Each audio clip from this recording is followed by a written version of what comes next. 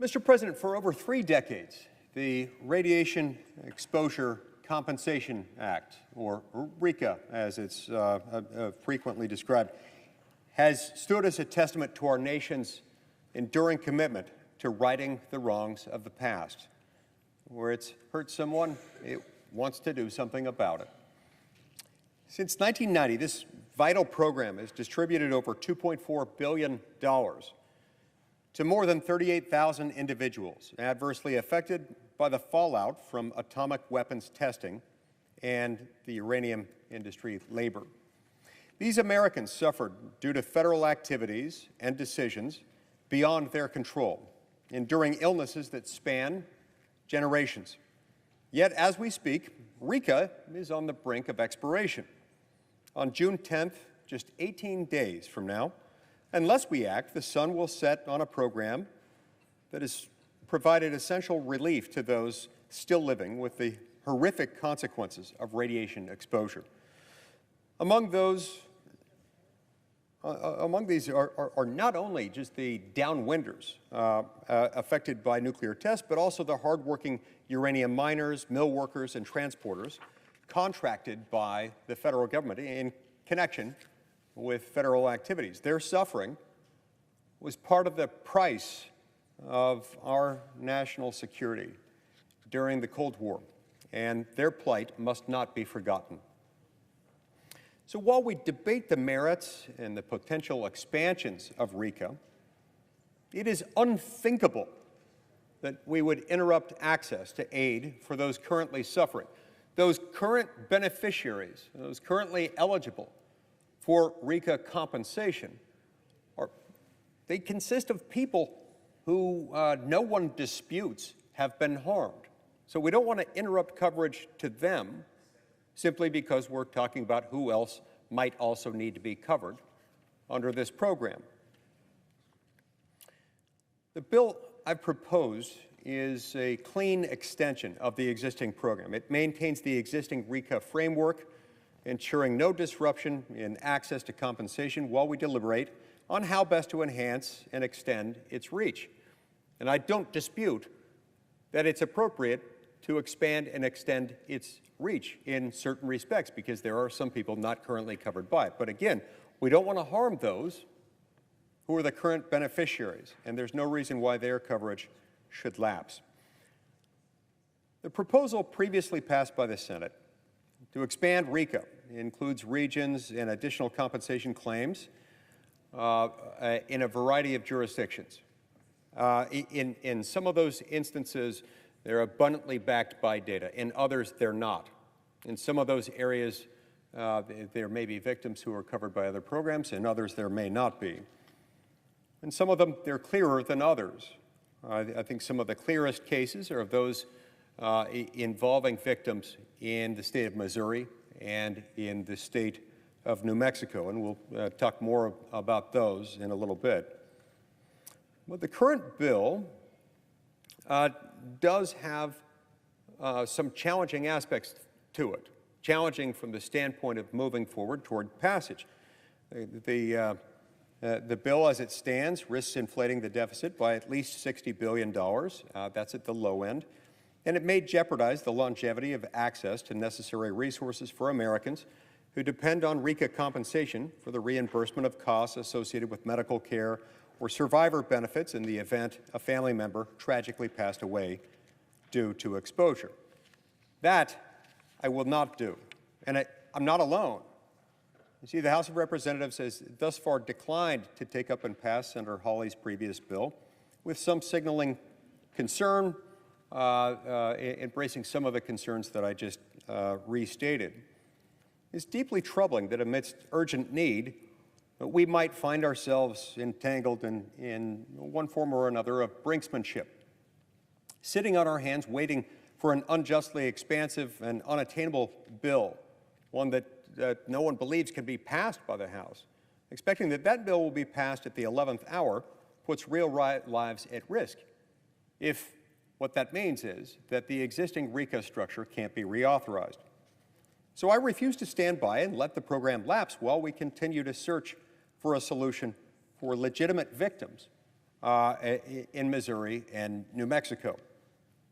We can't allow access to RECA's benefits to be held hostage during those negotiations. Now, I, too, am in favor of some of this expansion, including and especially the expansion for New Mexico and for Missouri. I think those categories of would-be beneficiaries do need to be added. But we can't allow access to the benefits for the existing RECA beneficiaries to be held hostage during those. But until we can iron out some of the details more carefully, it's no less imperative that we pass a straightforward extension that will allow support for the existing beneficiaries to continue without interruption. Those people haven't done anything wrong. There's no reason why they should be punished based on the fact that we haven't yet found a solution that can pass through both houses of Congress and make it to the President's desk. With the clock ticking down to just 18 days, less than 3 weeks before RECA expires, every moment that jeopardizes benefits for those suffering the consequences of our nation's past actions is significant, and we should find that troubling. Now, these individuals do not have the luxury of time that seems at times so abundant in Washington. They need our help now, and they deserve swift and unencumbered continuation of access to the support that RECA provides while we work out the other issues. And so I urge my colleagues in Congress to not allow RECA to lapse.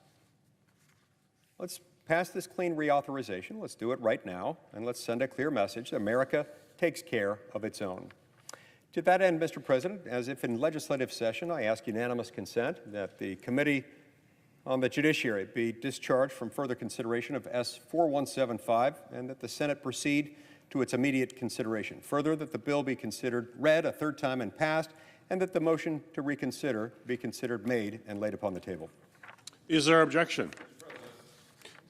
Senator from Missouri. Mr. President, reserving the right to object. Mr. President, I have literally grown hoarse coming to this floor defending the rights of Americans poisoned by their own government to be compensated by that government when, through no fault of their own, they have been exposed to nuclear radiation, nuclear waste, nuclear contamination in the soil, in the water, in the air. And I just listened to my friend from Utah describe this 11th hour bill after the Senate has spoken to this issue multiple times, Mr. President, multiple times. After that has been done, now my friend from Utah comes and says we need a clean extension. A clean extension. Clean. Well, there's nothing clean about this bill.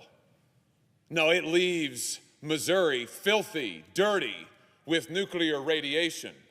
Let's just remember how it happened. All the way back in the Manhattan Project, the United States government used the city of St. Louis as a uranium processing site. And did the United States government clean up the nuclear radiation after the fact? No, it did not. Did the United States government warn the people of Missouri that they were in fact being poisoned by nuclear radiation? No, they did not.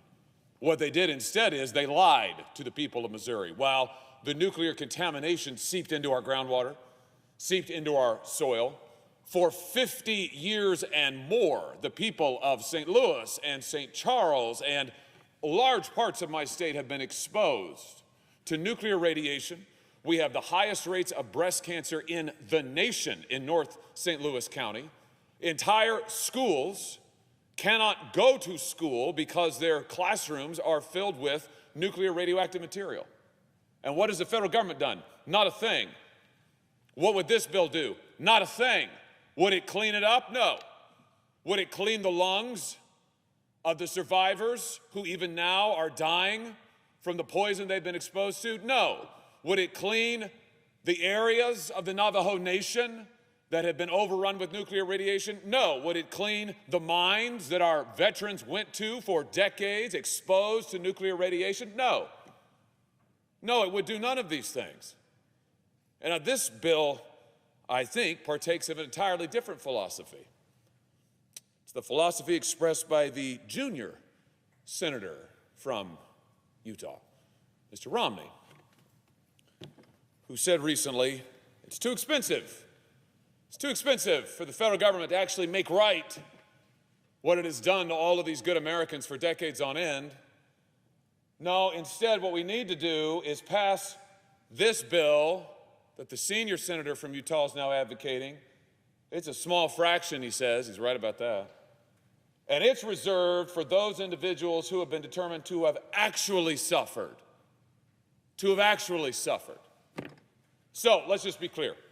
If you live in Missouri, you are not deemed to have actually suffered under this legislation. If you live in New Mexico, you are not deemed to have actually suffered under this legislation. Heck, if you live in Utah, you're not deemed to have actually suffered. Is there any expansion for the state of Utah in the legislation proposed by the senior senator? No, there's not. Mr. President, we have been here before. We have been here for months. We have been here for going on years now. Senator Lujan and I have passed through this chamber not once but twice legislation that would reauthorize this critical program and finally do justice to the hundreds of thousands of Americans poisoned by their own government, and this body has passed it twice, the last time by well nigh 70 votes. The time now is to act. It is not the time for further delay. It is not the time to look away. It's not the time to change the subject. It is the time for the House to act. Study after study has shown the expanse of the nuclear radiation. Here's a study from 1997, from 2005, another from 2005, from 2023, all showing that the nuclear radiation is far beyond the contours of the original RECA bill passed in 1990. And yet my friend from Utah wants to just keep on doing the same old thing, leaving out in the cold hundreds of thousands of Americans. I will not consent to it. Mr. President, this body will not consent to it. We have been here before. We have had this debate. We have settled it. And this is not the time to reopen it. This is the time for the House to act. No more excuses, no more delays, no more changing of the subject, no more blaming of the victims. This is the time to stand up and be counted, for the House to act. Before I object, Mr. President, and I am going to object, I want to yield to my friend, the senator from New Mexico, who has been such a champion in this fight. Mr. President. Without objection, senator from Mexico. Mr. President, I come to the floor today to talk about the Radiation Exposure Compensation Act yet again. And I appreciate this opportunity because, as I have learned, every opportunity we get to talk about the families, to share the stories of the families who are dying of cancer and suffering, where the federal government has ignored them for decades, we're able to earn one more vote. One more member will stand courageously in that well and say we can do the right thing, and we can ensure that we're going to provide support and coverage for these families. I come to the floor today to share the same concerns as my friend Senator Hawley. I've proudly been working on the Radiation Exposure Compensation Amendment Act since I was elected to the United States House of Representatives in 2009. Prior to that, my predecessor in the Senate and in the House, Tom Udall, was working on this policy and these issues. I've had the honor of speaking with the late Senator Orrin Hatch, may he rest in peace, about the faults that were made when this legislation was passed in 1990 and amended in 2000, of the families that were left out. And after we hear about this approach, we're going to get a chance to talk a little bit more about another idea. And I hope to be able to share some quotes from Senator Orrin Hatch about how we should be working together. But today, Mr. President, for this portion, I want to share the story of Mary Dixon And Mary grew up in the fallout of nuclear testing. She lived downwind of the Nevada test site, where an estimated 100 nuclear tests were detonated above ground. She has said that all around these testing sites, Utah families were going about their daily lives, drinking milk from the local dairies, eating vegetables from the gardens that they tended to. Heck, the kids would even mix sugar with snow so they could pretend it was ice cream, she wrote. Now, in my home state of New Mexico, where the first bomb was tested at the Trinity test site, just miles from the town of Ruidoso and Tularosa, kids at summer camp not only heard the terrifying sounds of the bomb, they saw the white ash floating down from the sky. Those kids thought it was snow as well. So they went out to play in it because there was no warning. As a matter of fact, the United States government then did something even worse. They lied to these families and said that it was just a drop of munitions. These kids were playing in radioactive waste. These kids ate radioactive waste. Only some of these kids are now adults, fighting for their lives. Far too many of these adults faced cancer diagnoses. Many faced diagnosis that was similar to their parents or their siblings or their grandparents or their neighbors. Mary faced her diagnosis at 30. Others gave birth to babies with birth defects. Far too many died far too young. Now, the senator from Utah and I agree that the people of Utah deserve justice. I and others, like Senator Hawley, agree that those impacted in other states deserve justice as well. And today's exercise is not the answer. The Senate has already acted twice. Once to amend the National Defense Authorization Act with Democrats and Republicans 61 votes strong. The same people that once said that the Radiation Exposure Compensation Act could not pass through the legislative branch, through the House and through the Senate, were taken back, that there was this enormous vote and success. Only a few months later, to see another bill authored by Senator Hawley that I was proud to work with him on, with the advocates. And the advocates should be at the table as we're having these deliberations. Where are their voices? 69 votes said yes.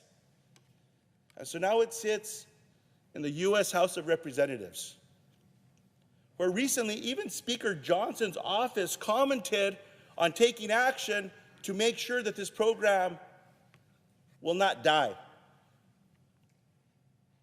I appreciate that.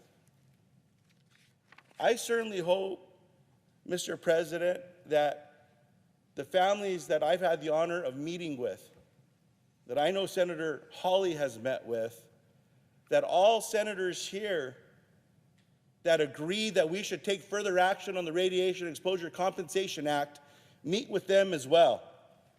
And I hope the senators start with Mary Dixon. Learn her stories. Invite her in. Get to know her, her advocacy, her plight. Because by learning her story, we're going to help countless others all across America. So I strongly urge my colleagues to stand with all the victims, and I yield the floor. Senator from Missouri. Mr. President, for a year now, Senator Lujan and I have been coming to this floor and warning that the Radiation Exposure Act is going to expire. And that's why this body took action, not once, but twice, in overwhelming bipartisan fashion to expand and extend RECA in a way that does justice to every American, every veteran who has been poisoned by their own government. And now it is incumbent upon the House to act. And I want to be clear. I will not consent to any short-term stopgap, to any halfway measure. I will not give my consent to it. It will not pass this floor with my consent. This body has acted. This body has spoken. And there can be no turning back now. We're not going to turn our backs on the victims, not not any longer. It's been 50 years in the state of Missouri. It's been just as long in New Mexico. It's been just as long for the Navajo Nation. It's been just as long for the uranium miners, our veterans. There can be no going back now, Mr. President. And so I object. The objection is heard. Senator from Utah. Mr. President, I deeply appreciate the insights offered today by my friends and colleagues, and that they truly are. The senior senator from Missouri and the junior senator from New Mexico have made an impassioned plea that I'm deeply sympathetic to for a variety of reasons, including and especially the fact that they're both right as their respective states. I mean, the folks in Missouri deserve to have this coverage, and so do the people in New Mexico. There are also additional people not covered by the existing program in Utah who need to be covered. And in all three instances, with respect to Utah, New Mexico, and Missouri, we need to get this done. And, taking into account all of the arguments that they have made and the evidence that I've reviewed, I'm prepared to do what it takes, and I'm prepared to get this done today. As I mentioned, this isn't just an abstract concept to me. This is near and dear to my heart. Many people I know and love have had their lives altered and in many cases ended by exposure to downwind radiation. One of those people was a loving husband and father, raised 7 children, who was taken at the prime of his life, at the peak of his career, just days after his 61st birthday, as he was surrounded by his wife and their 7 children, one of whom stands at this desk today. My father died from this in 1996, just 28 years ago.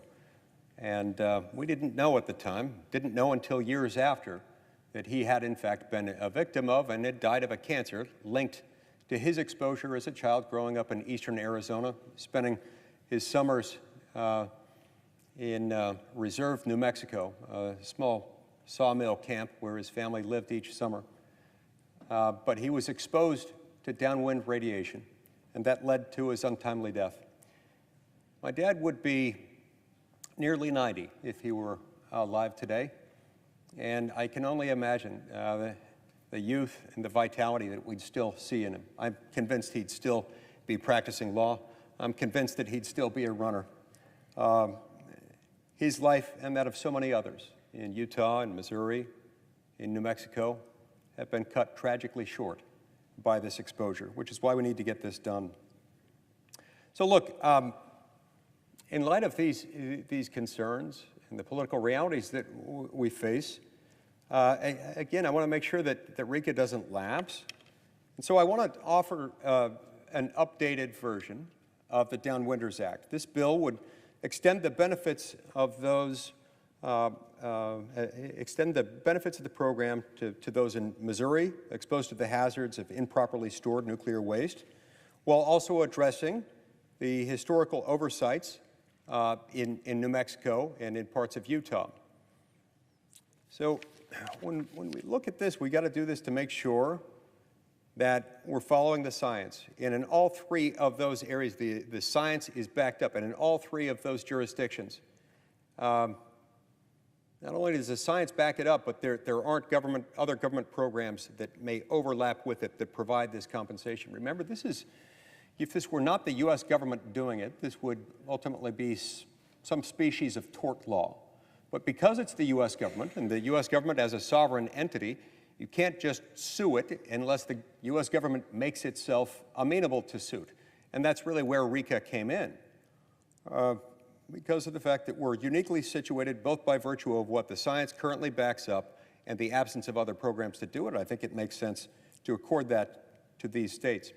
The other states covered by the legislation now pending in the House, that's stalled out in the House, it passed here, and so that's done. It's moved on from this chamber. One of the reasons that I understand why it's stalled out in the House is because of the cost. Now, I don't share that. I'm not aware of the full context of the quote provided by by my colleague from Utah, that quote. I don't know whether there was more context there or not, but if that was the whole context, I don't share that approach. I don't share that sentiment. In other words, we don't not do this just because it's expensive. The whole thing is expensive. The loss of life is expensive, and we need to address that. The issue is, again, one, whether and to what extent the claims are backed up by the science, and whether and to what extent there are other programs that already cover it in one way or another, such that the bill adequately addresses that. There are other states in that legislation pending in the House that deal with Guam, the Marshall Islands, Idaho, Kentucky, Ohio, Alaska, perhaps one or two other jurisdictions. The claims in those states are not on equal footing. They're different from these claims. The Utah and New Mexico claims are very similar. They stem from the same sequence of events related primarily to exposure to downwind radiation from the atomic weapons testing. In Missouri, they're a little bit different, but they share enough of the same elements, and they're similarly backed by science. In these other jurisdictions, it's a little bit different. That's where a lot of the, not all, but a lot of the expense is accrued, and a lot of concerns expressed in the House that are impeding its quick passage over there that might lead to it not being able to be passed at all. But again, look, to ensure we do our due diligence here, where there is uncertainty as to some of the other jurisdictions covered by the bill now pending in the House, my bill that I'm offering now includes a requirement that the federal government must study and report on other regions that should be eligible for compensation. We need to get this done. I'll continue to fight for the recognition and compensation of all those exposed to radiation through no fault of their own, because it's the right thing to do, regardless of cost. With the clock ticking down to just 18 days before RECA expires, every moment that jeopardizes benefits for those suffering the consequences of our nation's past actions is significant. We can't ignore it. These individuals do not have the luxury of time that seems so abundant here in Washington. They need our help now, and they deserve a swift and unencumbered continuation of access to the support that RECA provides. And so I urge my colleagues in Congress to pass the Downwinders Act, this expanded Downwinders Act, and send a clear message. America takes care of its own. And with this legislation, we'll be able to take care of our own and expand the coverage to Missouri, to New Mexico, and to the previously unaddressed regions of Utah that have nonetheless been affected. And so, Mr. President, to that end, as if in legislative session, I ask unanimous consent that the Senate proceed to the immediate consideration of S. 4403, which is at the desk.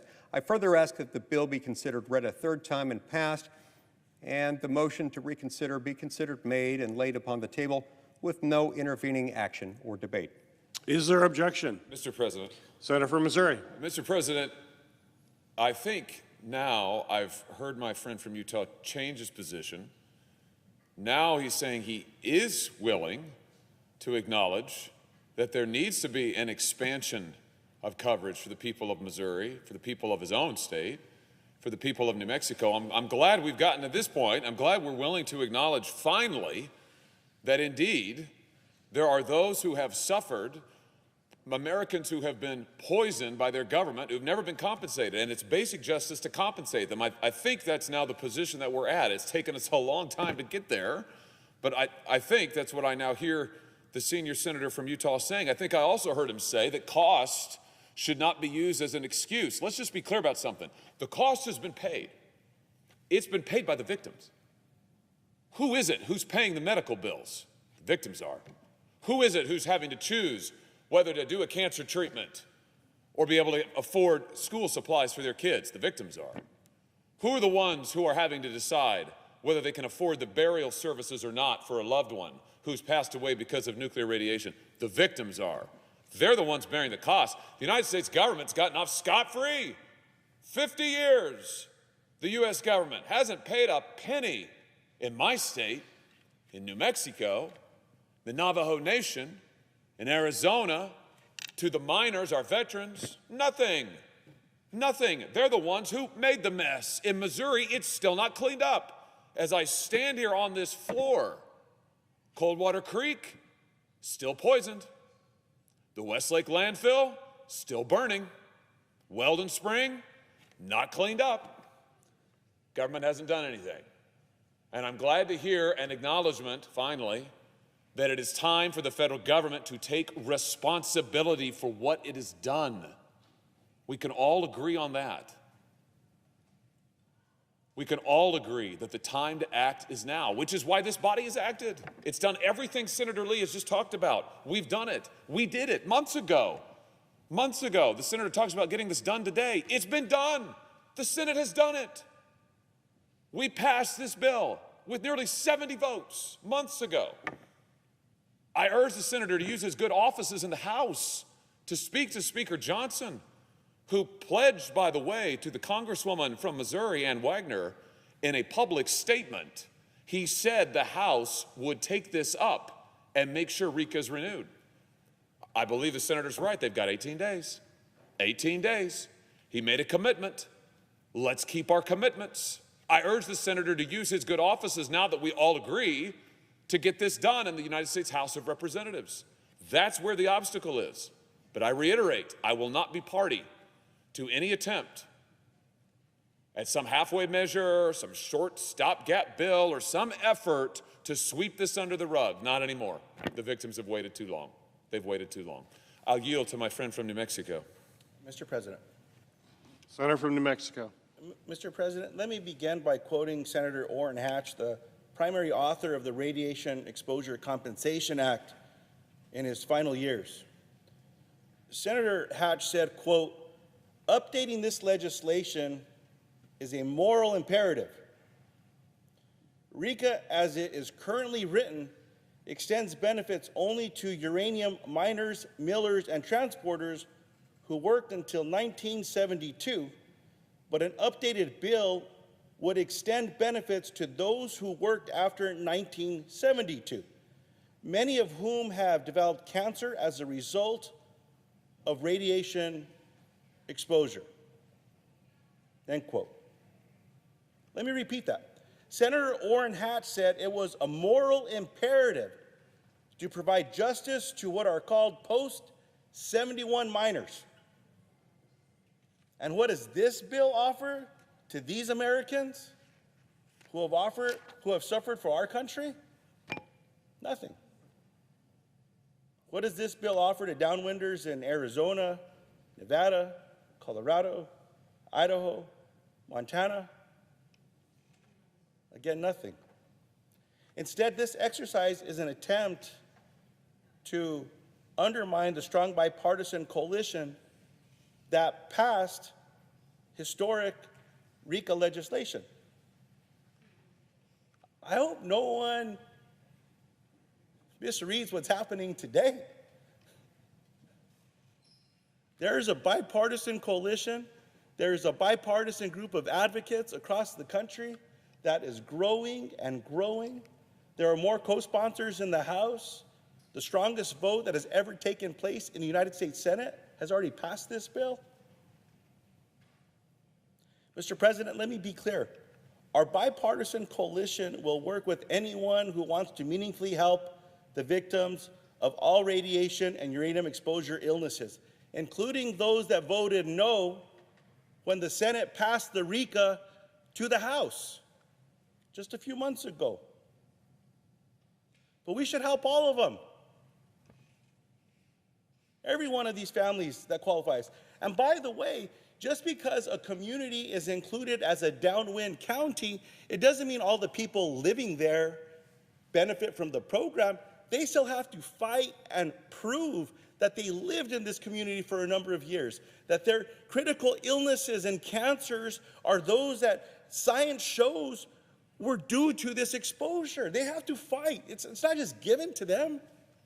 There's a whole process associated with the science, and study after study continues to show how these families deserve this help. As a matter of fact, in committee this week, we were having a hearing to help coal miners in America. And some of the experts that were in that room, I asked them about exposure with uranium and the kind of cancers that we should expect. And I asked them specifically about uranium mine workers.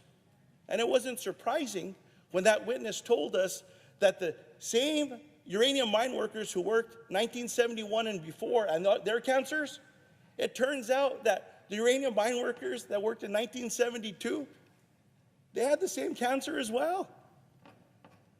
Senator Orrin Hatch, through his wisdom and his words, and in my conversations with this great leader, said we have to fix these mistakes.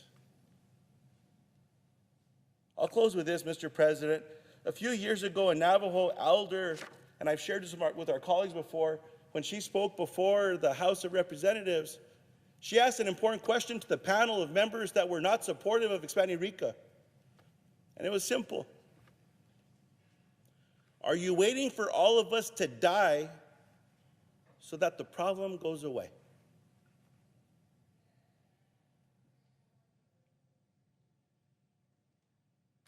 With a simple vote in the House, taking up this Senate legislation that the Senate passed with 69 votes authored by Senator Hawley, we can answer her question with a resounding no. We're going to get help to families. I yield back the floor. Senator from Missouri. I object. The objection is heard. Mr. President. Senator from Utah. Mr. President, we've got to keep our eye on the ball and our eye on the fact that the legislation, while pending in the House, is itself mired. Now, I want to be clear, in response to something, a comment made by the senior senator from Missouri, this is not a new realization on my part. This is not a new willingness on my part to acknowledge the legitimacy of the claims and the suitability of the claims under RECA from Missouri and those from New Mexico. It's not new at all. In fact, it's not just in this Congress that I support that. 2 or 3 years ago in the previous Congress, I introduced legislation because after reviewing the data, I concluded that the beneficiaries, the would-be, need-to-be beneficiaries in Missouri and those in New Mexico deserve to be added. And so, to be clear, what I'm offering here, yeah, it's not the whole thing that exists in the bill that's now passed by the Senate and pending in the House, but appears to be mired with no hope of passage over there.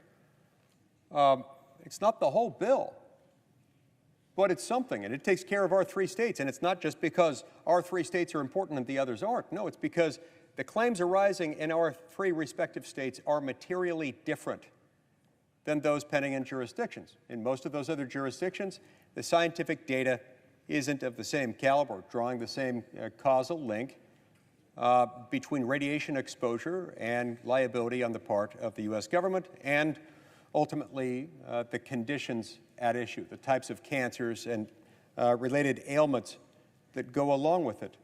They're materially different. And so until such time as the science catches up, I think it's going to continue to have difficulty passing in the House. I could be wrong. That's how I see it. That's what I've heard from everyone I trust as to diagnosing the ability of that bill or lack thereof to pass in the House. With respect to the post-1971 uranium miners and millers, there is a distinction here. It's not a distinction that's necessarily impossible to overcome in every circumstance, but the Congressional Research Service looked at this for us, and we asked them to examine it. It concluded that the post-1971 uranium millers and miners covered by the Hawley legislation now pending in the House were from the commercial sector. They were not doing this as contractors or as employees or otherwise as agents of the United States government, but rather for private sector industry. And in those circumstances, in many of those circumstances, if not most or all, those can be addressed through tort law and or through workers' compensation law. Now, for those that can't, there may well be an appropriate use of RECA. But if we're going to start expanding this into purely private sector activities, that changes the nature of this bill, and I suspect will continue to make it more difficult to pass in the House of Representatives. So what we've got in Guam, the Marshall Islands, Idaho, Kentucky, Ohio, and Alaska, there may well be worthy beneficiaries there as to whom there exists adequate scientific research to justify the expansion of RECA, and as to whom there is no other adequate recourse provided for by some other government program or through state tort law, workers' compensation law, or something else. As to those, I'd be happy to expand RECA, but we've got to overcome those two issues. Those haven't been overcome. But they have been overcome as to Utah, as to New Mexico, and as to Missouri. It's unfortunate that my friend and colleague from Missouri chose, rather than to allow the victims in his state and in New Mexico and the yet uncovered victims in the state of Utah to be taken within the protective boundaries of RECA today. We could have gotten this done today. I'm confident we could have gotten it passed in the House right away. He chose to object to it. In other words, unless you can have all of his bill passed, including the parts that are not scientifically backed, making it unpassable in the House, he's not going to let even the victims in Missouri or the victims in New Mexico get covered. That is most unfortunate. We've got to deal with this. I'll be back. We have to get this done. Thank you, Mr. President.